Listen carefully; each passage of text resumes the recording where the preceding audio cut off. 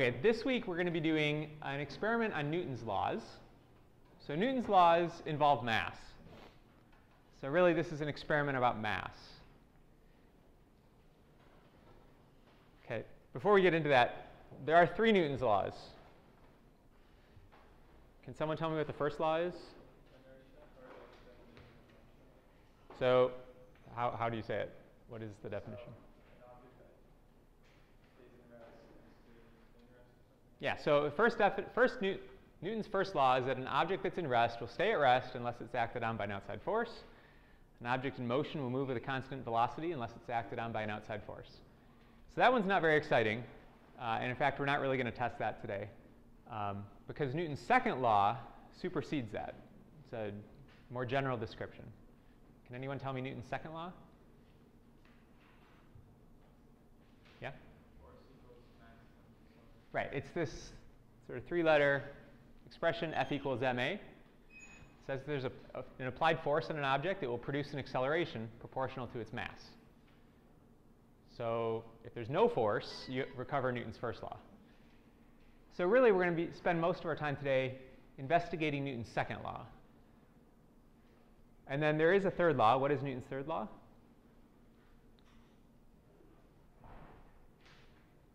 Can we get anyone else to volunteer? Yeah. Okay, so every force has an equal and opposite reaction force associated with it. And this is one that I think most people are aware of the law, but when you actually try to apply it, I found that a lot of people struggle to understand what those opposing forces are. So we'll get a chance to investigate that as well. So first let's talk a little bit about Newton's second law and about mass. So we know that mass is related to how heavy an object is. In fact, most of us come into physics with a preconception that that's what mass is. It's how heavy something is. Well, it's proportional to how heavy something is. So the weight of an object is the force due to gravity. And that's mass times the acceleration due to gravity. So the weight due to gravity is proportional to the mass. And we sometimes call this m that appears here the gravitational mass. An object with more gravitational mass will be heavier. But it's also the case that mass determines how an object will accelerate when you apply a force to it. We call that the inertial mass. And they're slightly different things. I mean, if you think about how would you measure your mass if you were in space in a zero-G environment where you can't measure your weight because you feel weightless? This is something that astronauts need to do. They need to measure their body mass, make sure they're healthy and not losing too much mass. How do they do that? So you can do volume times density, but it's kind of hard to know what your density is. You can make some assumptions, but does anybody know how they actually do it? Well, the idea is you take and push on something with a known force. That thing you push on could be a scale, so you could measure how hard you're pushing, and then you measure how fast you accelerate due to that push. And the ratio of those two things from F equals ma is your mass. And that we call the inertial mass, and that's there regardless of whether there's weight or not. So in a sense, it's different than the gravitational mass. But there's a sort of mystery of physics that is not fully understood, but goes by the term equivalence principle, which says this gravitational mass happens to be the same as this inertial mass. The m that appears in this equation has the same dimensions. It has the same quantity, same value as the m that appears in this equation. So those two masses are equivalent. They're the same thing. That's the equivalence principle. And like I said, it's not entirely obvious why that should be the case. But today we're going to test the equivalence principle. Okay, so we're going to weigh something and determine its mass from that. And then we're going to apply a force to something, measure its acceleration, and get its mass from that, and compare those two masses.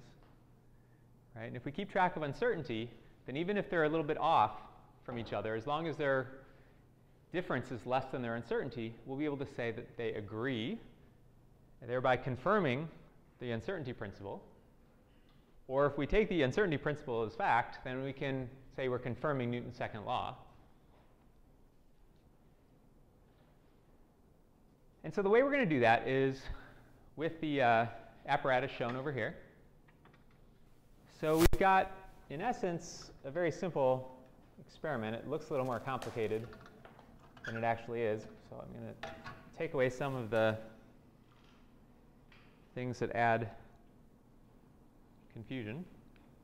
We've got a mass. It's about 200 grams that you're likely to use. We've got a force sensor. So this is the first time we've used this. We use this just about every week from this point on. It's a digital force sensor. It's basically a scale. You put some weight on the end, and it will measure how much weight there is. More precisely, it's measuring how much force is being exerted on this hook. Okay, so in this case, it's weight, but if I pull on it sideways, it's just measuring whatever force is being applied to the hook. We'll log these digital values using this handheld data logger. It's really straightforward to use. There's description given in your lab manual. But basically what you do is you just hit this button. It looks like a play button. And once you hit that, it'll take about 10 seconds of data. So if I pull on this hook or I hang mass off this hook, I will get a plot that shows as a function of time what the force applied to this hook is. So what I want to do is I want to measure the weight of this by hanging this vertically. Right, I'll use that to get the gravitational mass. And then I want to move it up and down and accelerate the mass and measure the acceleration while I measure the force so that I can take the ratio and get the inertial mass. OK, so in order to measure the acceleration of this as I'm moving it, I'm going to use this little pulley over here. This is a digital rotation sensor. As the pulley spins, this box measures how much it's rotated, and that will also plug in to the data logger. So it will be recording the force coming from the force sensor and the angle of this pulley at the same time for about 10 seconds. Okay, so knowing the angle of the pulley as a function of time, we can work out the angular acceleration of the pulley and therefore the linear acceleration of a string that wraps over the end. So we'll hang our mass over the edge from a string, and then we'll attach the force sensor to the other end of the string. So I'm still just measuring the force due to the weight of the mass, but because the string goes over this, if I accelerate the mass up and down by pulling back and forth, I'm also measuring how fast it's accelerating from the digital rotation sensor. So basically the experiment is this. Move this box back and forth. But what happens is when you do that, there tend to be kinks in your data that come from either this slipping over the pulley or other sort of imperfections in how you move it, causing a shock to the system. And so we can smooth out those issues by mounting it on this cart that has wheels and attaching a spring to it.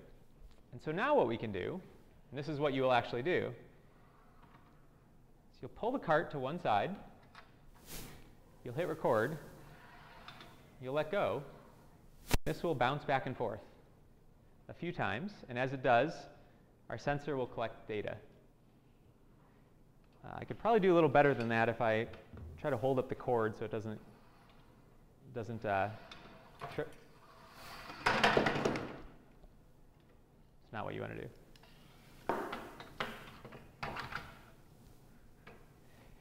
But you do want to hold up the cord here so that as it's rolling back and forth, it's not tripping up on the cord. OK. So that is the experiment.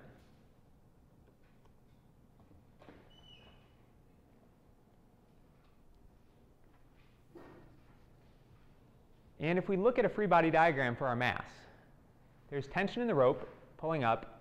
That's what we measure. And there's the weight pulling down. OK, so the sum of the forces equals mass times acceleration. That's what we're going after. So what is the sum of the forces here?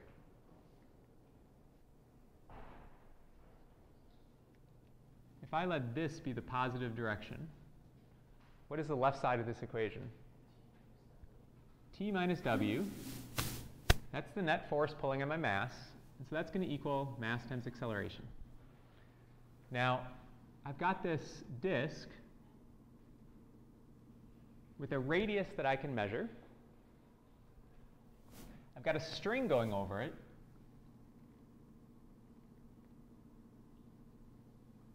And before I go any further, what do I know about measuring the radius of a disk when there's a string wrapped around it? Do you remember any subtleties from the first week or second week?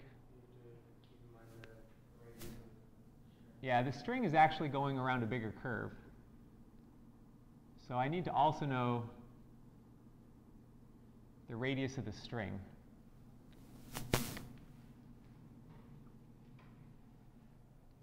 But if I know the angular acceleration of the pulley,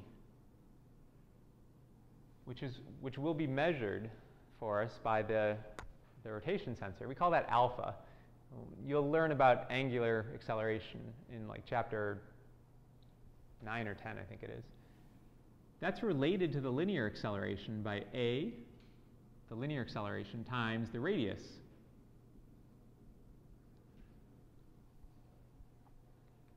Of the circle that the string goes around. So as this disk spins, this string moves. That's the idea. And there's a relationship, assuming that they're rolling over each other. You can find a relationship for the displacement, velocity, or acceleration of the string and disk. And so this is the one that we're going to use. And so we can solve this for A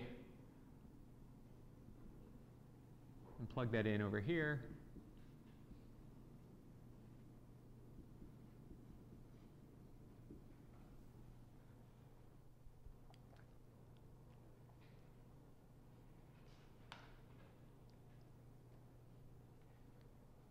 And so this expression here is the one that has in it our inertial mass.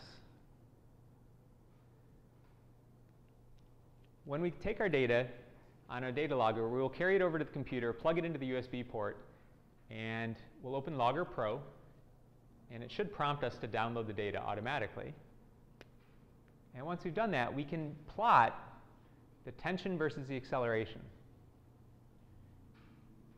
And we'll get a plot that looks like this. It'll be a bunch of data points that appear to be lying on a line.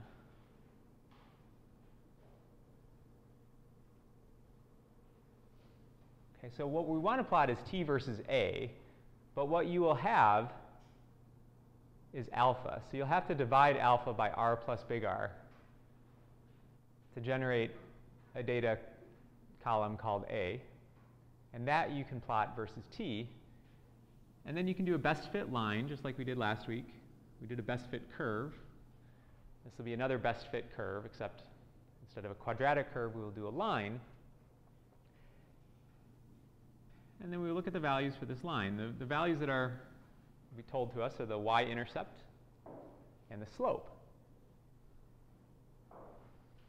So if we look at the y-intercept, that's the tension when there's no acceleration. So if there's no acceleration, then A is equal to 0. The tension equals the weight. So this value here is the weight. That's how we're going to measure the weight, is from the curve fitting. And then the slope of this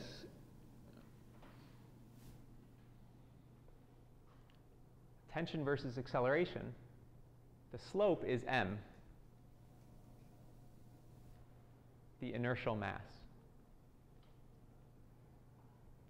So just like last week when you do a curve fit, you get this little box up here that tells you the parameters of your curve fit. And if you do a fit of the form y equals mx plus b, you'll get a value for m and for b with uncertainty. Okay, so it will tell you the uncertainty for the weight and the uncertainty for the mass. And that's your measurement of the inertial mass. The weight we can use to get the gravitational mass, since we know what g is. So we'll just divide the weight by g to get the gravitational mass, and then we'll compare the two. Right? So compare your gravitational mass to your inertial mass and ask if they're the same. If they are, you have verified Newton's second law. Now, of course, they're not going to be exactly the same because we have uncertainty. Right? We always have uncertainty. So we don't want to ask if they're exactly the same. We want to ask if they're within the uncertainty of the measurement. Right? So these uncertainty quantities that you have will tell you how different they're allowed to be and have you still be able to claim that you've measured two things that are the same. Is that clear? Okay, so that's measuring Newton's second law. We're also going to investigate Newton's third law. Okay, so Newton's third law says that every force is an equal and opposite reaction force. So when I'm standing here being pulled down onto the ground, what is the reaction force associated with that?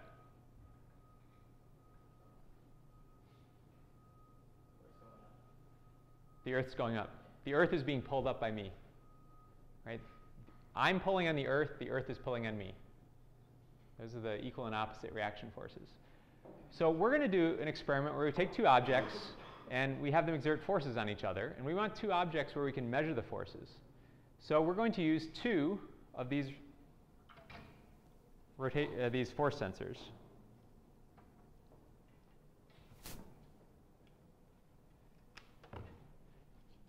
Okay, so you'll disassemble your experiment enough to pull off the force sensor. You can leave the other end plugged into your data logger. And then you'll have to borrow another force sensor from someone at your table. Okay, so this measurement only takes 10 seconds, so it shouldn't be a problem to share these. So you'll plug the two force sensors into the ports on the side of your data logger.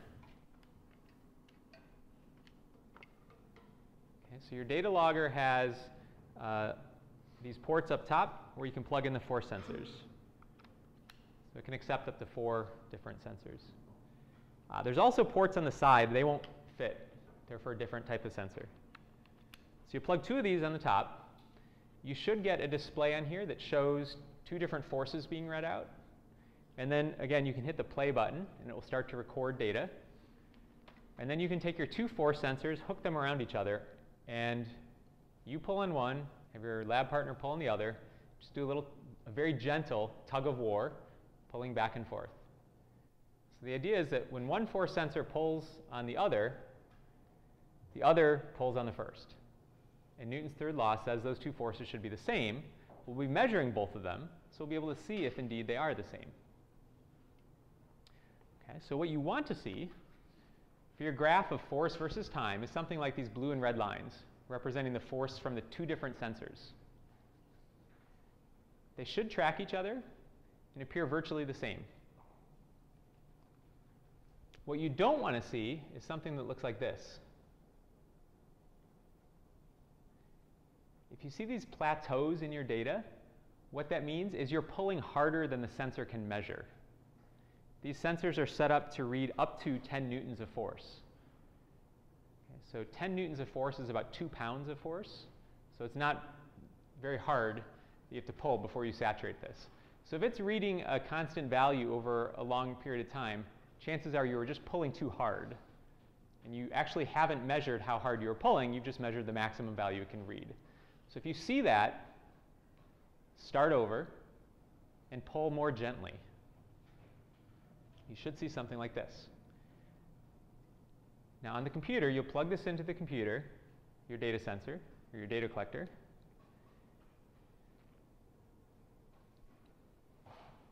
It will import these 2 curves for the force. You'll create a new calculated column that is the values of these 2 things subtracted. So it imports them into a spreadsheet. You create a new column that's the difference of these 2, and you plot that. That difference should be 0 if Newton's third law holds. But what you'll probably see is some fluctuation, because there's noise, there's experimental uncertainty. And that's what's giving rise to this fluctuation. So what you can do is have the graph, or have the computer determine the average value, and have it determine the standard deviation. So the standard deviation is the range, right, above and below the average value. It's a measurement of basically your uncertainty or your noise. And so if that range of values includes 0, then within our measurement error, we've measured the two forces being identical. Only if the range of values differed from 0, did not contain 0, could you say that these two forces were not equal based on your measurement. Okay, so you're looking for one of these two situations. The difference being some values that fluctuate but always stay on one side of 0, or values that fluctuate and cross 0, such that their range expressed by the mean plus or minus the standard deviation contains 0. If that's the case, then we've measured the two forces being equal, and we validated Newton's third law. So that's the goal. Any questions? Yes? Well, so yes, I will, and I will do it, the whole thing, straight through in 1 minute, without any of the details. Take two force sensors, play a tug of war with them gently, import your data into the computer. You'll have plots for the force on each sensor. Subtract those and see if the value you get covers a range that includes 0. If it does, those forces are, as well as we can measure, equal. Any other questions? Okay, then the last thing I will encourage you to do is, as you're doing this, you'll do this, the second law. You'll plug your data sensor into the computer. You'll do a bunch of calculations. You'll come back. You'll do another experiment for the third law, and you'll go back to the computer. Make sure you save your data. So when you plug it in again, it will ask if you want to overwrite your existing data with the new data. So obviously, you don't want to do that if you haven't saved your data first. OK, so you can go ahead and get started.